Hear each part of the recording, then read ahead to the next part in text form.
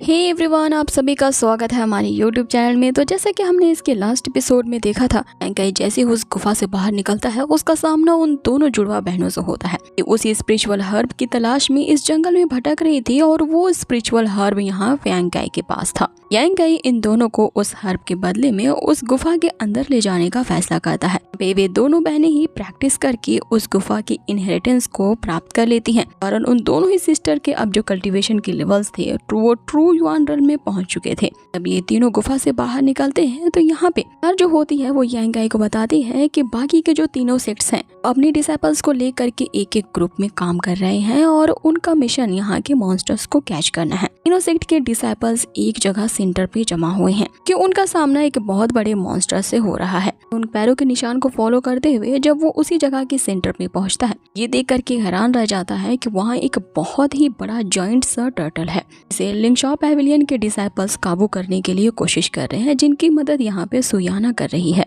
कि वो फिंग्यू टावर का जो डिसाइपल फैंग होता है, लिंगशॉ पैविलियन के उस डिसाइपल जी से कहता है कि तुम्ही ने ही बीस्ट के घोंसले में हाथ डाला था वहाँ के ट्रेजर्स को छुपाने के लिए। जब ये बीस्ट भड़क गया है तो तुम ही इसका अकेला सामना करो। अगर तुम उस ट्रेजर को हमारे साथ बांटने के लिए तैयार हो, वादा करता हूँ कि हमारा ये जो फिंग्यू टावर सेक्ट है इस बीस्ट पे काबू करने में मदद करेगा। वो डिसाइपल जी यहाँ बताता है कि उसने तो उसके कोई घोंसले से कुछ भी ट्रेजर नहीं लिया। सीधा सुधा यहाँ इस बात से इनकार कर देता है। ये सच है कि नहीं, ये अभी थोड़ी देर बाद पता चल जाएगा। यहाँ जो सुयान होती है वो अपनी पूरी ताकत से उस बीस्ट पे काबू करने के लिए जद्दोजहद कर रही थी। आज का आधे से ज्यादा एपिसोड के सीन इसी में जाएंगे। बीस्ट बहुत ही ज्यादा पावरफुल होता है। इसके सामने जो नौसिखिए डिसाइपल्स होते हैं वो टिक नहीं पाते थी। वो बीस्ट इन पे हमला करने के लिए अपने इलेक्ट्रिक वेव का यूज कर रहा होता है, जिसके कारण उसके करीब जाना भी इन डिसाइपल्स के लिए काफी मुश्किल हो रहा था। आगे सुयान ने अपनी शक्तियों का यूज करके उस बीस्ट को यहाँ पे फ्रीज करने की कोशिश की होती है, लेकिन यहाँ पे उस जायंट टर्टल की इतनी मोटी और सख्त चमड़ी होती है, ये जो आइस क्रिस्टल होते हैं उसकी बॉडी पे कुछ इफेक्ट ही नहीं डालते। तो बीस्ट होता है वो दूसरे सेक्ट के डिसाइपल्स पे भी हमला करने लगता है। फिंग्यू टावर सेक्ट का डिसाइपल फैंग होता है, वो अपने डिसाइपल्स को बचाने के लिए इस बीस्ट पे पलटवार करता है, लेकिन इस अटैक का भी उसकी मोटी चमड़ी पे कुछ इफेक्ट नहीं होता। उल्टा उस टर्टल की बॉडी से निकलने वाले जो इलेक्ट्रिक वेव होते हैं दूसरे डिसाइपल्स को यहाँ पे हर्ट करने लगते हैं। इनकी कंडीशन देख करके सुयांग सभी से कहती है कि जल्द से जल्द यहाँ से पीछे हट जाओ, क्योंकि यहाँ पे इसके नजदीक रुकना खतरे से खाली नहीं। अब इधर वापस से सुयान ने उस जायंट टर्टल को फ्रीज करने के लिए जब उस पे अपने आइस एट्रीब्यूट से हमला किया था, वहाँ पे बिल्कुल उल्टा ही इफेक्ट हो जाता है। हम देखते हैं कि उस टर्टल के मुंह से ब्लू रे की ऐसी एनर्जी रिलीज होती है कि बहुत ही ज्यादा पावरफुल थी। इसका सामना करते हुए वो उनकी तरफ तेजी से बढ़ रहा होता है। अभी डिसाइपल जी जो होता है वो अपने दूसरों साथियों से यहाँ पे उस टर्टल से कैसे लड़ना है इसकी स्ट्रैटेजी बना रहा था। अना से कहता है कि जो हाई लेवल के डिसाइपल्स है उन्हें तुम अलग अलग कर लो, जब मैं इस टर्टल पे अटैक करूँ तो वे सभी मेरा साथ दे पाएं। अब आगे यहाँ पे जो जी होता है वो अपने प्लान के मुताबिक काम करने लगता है। सबसे पहले वो उस टर्टल पे अटैक करता है, के बाद ही जो कि इलाइट डिसाइपल्स होते हैं वो बारी बारी से उसके अटैक पे अटैक करने लगते हैं। यहाँ पे जो यांग होता है उसने अपने नए नए मिले ट्रेजर का यूज करके उस टर्टल को बांधने की कोशिश की होती है। के पास एक इलेक्ट्रिक वेव जनरेट करने वाला हंटर होता है, वो उसका यूज करके उस टर्टल को गर्दन से जकड़ लेता है। लेकिन अचानक से हम वहाँ पे एक बहुत ही अजीब सी फिनोमिना को देखते हैं। देखते ही देखते वो जो हंटर होती है वो उस टर्टल के अराउंड एक जाला बना देती है, और यही अब सही समय होता है। इस नेट के अंदर से जाते ही जो सुयान होती है अब उस टर्टल पे अटैक करती है, लेकिन उसके ये आइस क्रिस्टल का अटैक उस पे कोई भी इफेक्ट नहीं पड़ता। वो टर्टल तुरंत ही इस अटैक को डिस्ट्रॉय कर देता है। यहाँ सुयान समझ जाती है कि अगर इसी तरह से चलता रहा तो उसके लिंगशॉ पैविलियन के ये जो यंगर जनरेशन के डिसाइपल्स हैं यहाँ जिंदा नहीं बच पाएंगे और यही मारे जाएंगे। इसीलिए इस यंगर जनरेशन को बचाने के लिए उसने उन सभी को ये ऑर्डर दिया होता है कि तुम सभी यहाँ से रिट्रीट कर लो। अब आगे सुयान उस लिंगशॉ पैविलियन की एक कोर डिसाइपल होती है, का ऑर्डर एल्डर के समान होता है। इसीलिए यहाँ सुयान के दबाव डालने पर वे सभी डिसाइपल यहाँ ना चाहते हुए भी उन्हें वहाँ से जाना पड़ता है। अब आगे सुयान के उस अटैक किए जाने के कारण वो जो जायंट टर्टल था वो और भी ज्यादा गुस्से में आ चुका था, जिसके कारण उसकी बॉडी से अब लगातार इलेक्ट्रिक वेव की एनर्जीज जनरेट होने लगती हैं, और ये बिजली के झटके उन डिसाइपल्स पे पड़ रहे होते हैं जो वहाँ से भागने की कोशिश कर रहे थे। अब आगे सुयान ने उस टर्टल को रोकने के लिए यहाँ अपने सबसे बड़े दाव को खेला था। उसने अपने मार्शल स्पिरिट को अवेकन कर लिया होता है। ये स्पिरिट भी उस जायंट टर्टल की ही तरह बहुत ही बड़ी होती है मास्टर लेवल के उसकी इस गॉडेस स्पिरिट को देख करके सारे डिसाइपल्स यहाँ पे हैरत में रह जाते हैं कि इसीलिए यहाँ पे सुयान को कोर डिसाइपल माना जाता है कि उसकी स्पिरिट कोई आम स्पिरिट नहीं बल्कि एक मास्टर लेवल की स्पिरिट है। अब आगे हम उस टर्टल और उस स्पिरिट के बीच में धुआंधार फाइटिंग को देखते हैं। इन दोनों का धोबी पछाड़ यहाँ पे शुरू हो जाता है और सुयान की जो स्पिरिट होती है वो उस टर्टल को कुत्तों की तरह धो देती है। इसके कारण अब उस टर्टल की बॉडी से और भी ज्यादा इलेक्ट्रिक वेव्स निकलने लगती हैं। आगे इस इलेक्ट्रिक वेव को सप्रेस करने के लिए यहाँ पे जो सुयान की स्पिरिट होती है वो उस टर्टल को उस फॉर्मेशन के बीचों बीच लाके खड़ा कर देती है, क्योंकि उस जाइंट टर्टल को बस उसी फॉर्मेशन के बीचों बीच में ही बांधा जा सकता था।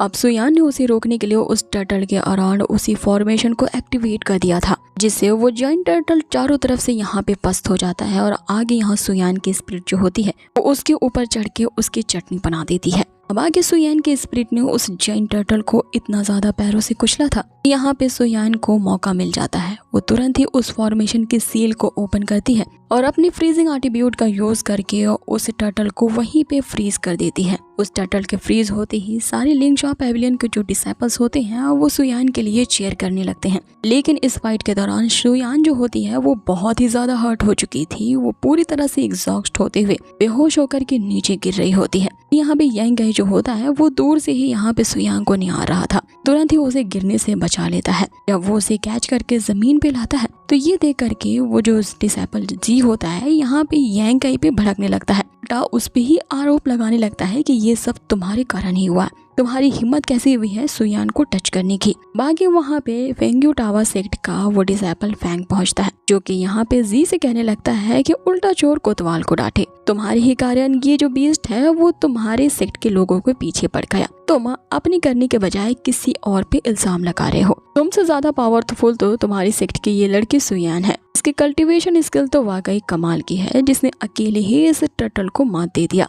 तुम तो एक एकदम नल्ले लिखने जो किसी औरत के पीछे छुप करके ये नज़ारे को देख रहे थे। ये बात सुन करके वो डिसाइपल जी जो होता है वो बहुत ही ज्यादा भड़क जाता है। यहाँ पे वो उस फैंग की इस बदतमीजी का जवाब देना चाहता था, लेकिन जो बाकी के डिसाइपल्स होते हैं उसे लड़ने से वहाँ पे रोक देते हैं। कि तभी यहाँ पे मियार और जियार आते हैं, जो कि इन दोनों सेक्ट्स के डिसाइपल्स को आपस में लड़ने के लिए रोकते हैं। उनसे कहते हैं कि हमें यहाँ मिलकर के सोचना चाहिए कि अब इस बीस्ट का क्या करे, ये नहीं कि आपस में तुम लोग ही लड़ते रहो। बाकी यहाँ पे यांग गाई जो होता है वो सुयान को हील करने लगता है। कि जैसे ही यहाँ पे सुयान को होश आता है, यहाँ पे हैरानी वाली बात की होती है, जो जाइंट टर्टल अभी एक सील में कैद था वो सील क्रैक होने लगता है और वो वापस से आजाद हो जाता है। ये देख करके जो वहाँ के फट्टू डिसाइपल्स होते हैं वहाँ से 9 तो 11 हो जाते हैं। अब आगे वो जो जाइंट टर्टल था इन पे और भी ज्यादा क्रोधित हो चुका था।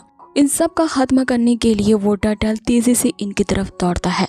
इधर जो डिसाइपल जी होता है, जिसने अभी इतनी बड़ी बड़ी बातें कही थी, वो भी वहाँ से धूम दबा करके भाग जाता है। यहाँ पे जो यांग गाई होता है वो तो एकदम हीरो के माफिक उस फैंग की तलवार को उठाता है और चल पड़ता है उसी टर्टल की ओर। यहाँ पे उस टर्टल पे उसने काफी कॉन्फिडेंट के साथ एक स्ले में अटैक किया होता है। अब उस तलवार के एक ही स्ट्राइक के अटैक से हमें लगता है कि वो टर्टल वहाँ पे मर गया होगा। लेकिन अगर ये इतना ही ज्यादा आसान होता तो सुयान इसे कब का हरा चुकी होती। यांग गाई ने जिस तलवार से अटैक किया था वो तलवार ही टूट जाती है और वो पीछे की तरफ हट जाता है। फैंग भी यहाँ यांग गाई के इस हौसले को देखता ही रह जाता है। भले ही उसकी इस अटैक ने इस मॉन्स्टर पे जरा भी हर्ट नहीं किया, इसके साहस को मानना पड़ेगा कि ये अचानक से उस पे हमला करने के लिए आगे बढ़ गया। आगे वो मॉन्स्टर जोर से उनकी तरफ दहाड़ता है कि जैसे वो मानो आज उसे खत्म कर दे ही देगा। बाकी के डिसाइपल्स जो होते हैं ये दहाड़ सुन करके ऑलरेडी वहाँ से भाग चुके थे। अब यहाँ पे यांग गाई के पास भी भागने का कोई रास्ता नहीं होता, इसीलिए वो तुरंत ही जा करके सुयांग को हक कर लेता है।